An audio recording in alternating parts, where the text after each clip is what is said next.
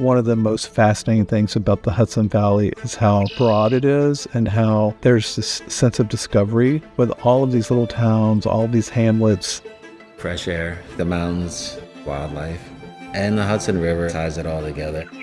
Because there has been such a influx of artisans there, that's also attractive to people. They've got this built-in network already there. There's always something new to discover.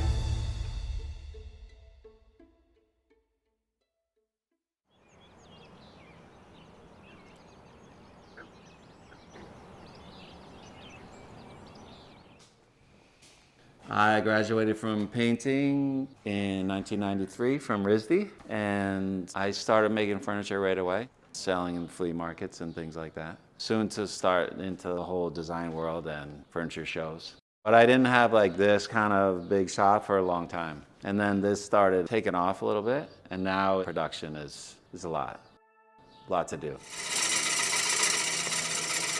I grew up in Pennsylvania.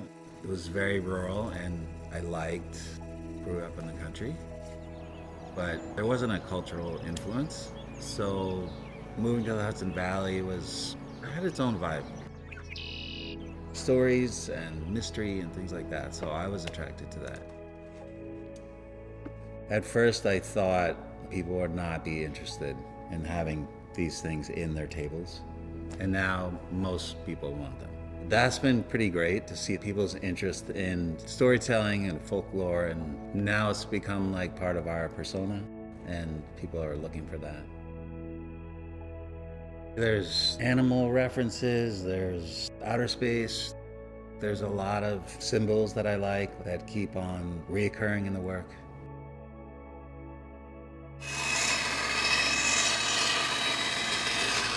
The amount of care and time that it takes these pieces are pretty fancy, so if you're adding these artistic pieces, then people start to maybe attach to the uniqueness of it, something that they can relate to.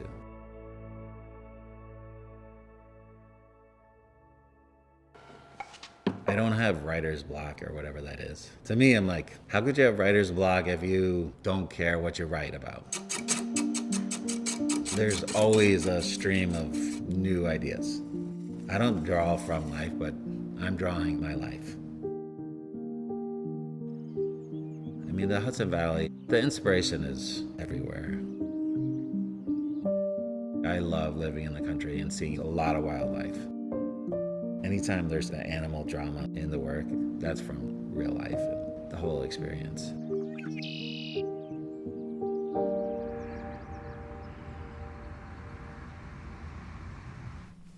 Who is Brad Ford? If you don't know Brad Ford, then you don't really know what's going on in the design world. So.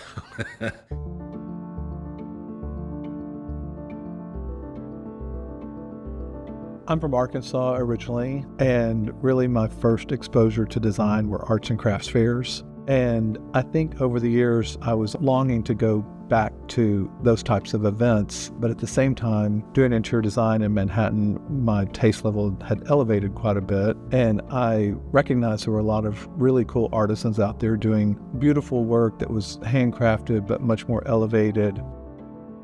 And I just thought it would be cool if we could modernize a traditional arts and crafts fair and make it more relevant to the design trade. That's what I'm drawn to, is things that are well made, but beautiful and also timeless. This is a great dining chair from a company called Fern in Hudson, New York. And this, again, I just think the construction is so fantastic, and I love the weaving on the chair base. We love finding new artists, and a lot of times the people that we work with already have people that they recommend that we meet with. And but I've known this place for forever and have worked with them for a really long time, so I'm happy to be able to support them. When we started the event, we probably had close to 24 vendors and a couple of thousand people that showed up, which I thought was incredible. Now we have probably close to 300 vendors, and the weekend can draw anywhere from 8,000 to 10,000 people from all over the country. I think people are drawn to the Hudson Valley because of the landscape and the nature and how inspiring that is. Because there has been such a influx of artisans there, that's also attractive to people because they feel like they've got this built-in network already there. It's incredible to have such a small town feel so close to New York. It's this amazing sense of community, and it's just naturally so beautiful.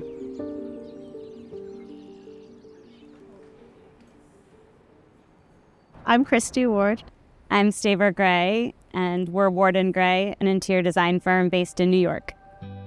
We always start our process by exploring a neighborhood or a region, so we drove around a lot throughout the Hudson Valley and met people, went into local shops, did some hiking, took photos of the local foliage. I think with Wildflower Farms, we're really drawn to the outdoors.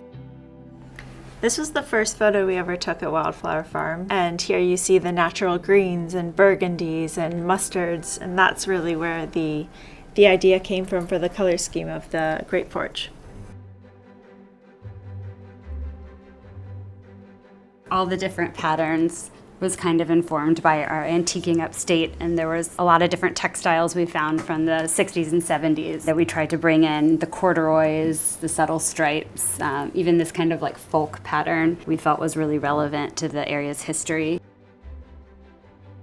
I also think it's part of our ethos as a design firm to incorporate a lot of vintage. You can kind of feel the character and the soul in objects that have been around for a long time. We became friends with the proprietor of Maple Lawn Antiques, Ron Sharkey. We found a lot of beautiful pieces from his shop.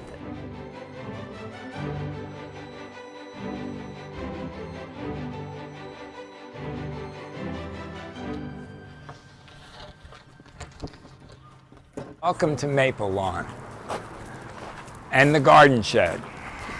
I've been doing this for a while, although I claim no superior knowledge of antiques. I like what I like, and it's a lot of stuff that mixes with mid-century, some of it mixes with farmhouse. The hunt is like fishing, trying to catch something, snag something.